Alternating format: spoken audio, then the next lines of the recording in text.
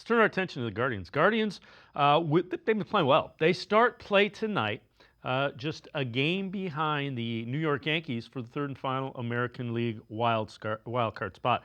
They're going to need more production out of Steven Kwan and Jose Ramirez if they're going to catch the Yankees and make a threat.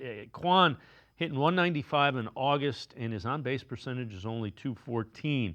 Kwan was on SiriusXM Major League Channel talking about the core principles of his hitting.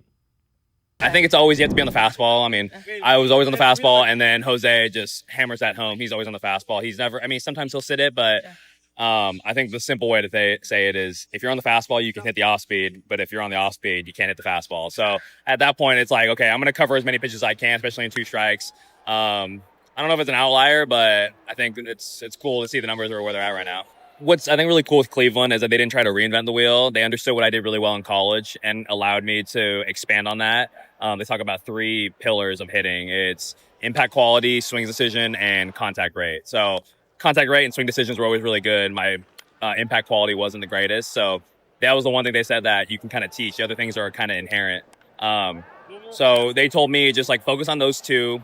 Impact quality, we'll try to chip away at that as much as we can, but just stick at what you're good at and then see what happens. And then a couple off seasons ago, started working on some bat speed programs. Impact quality started ticking up a little bit. So it was cool that they were able to tinker it, but they let me be good at what I was good at. I think just understanding who I am. I have to look at myself in the mirror every day. I'm 5'8". I'm not going to grow from that. I'm not going to get probably more than 180 pounds. So, I see a bunch of other guys, big swingers, and they can muscle a ball out of here even if they don't square it up.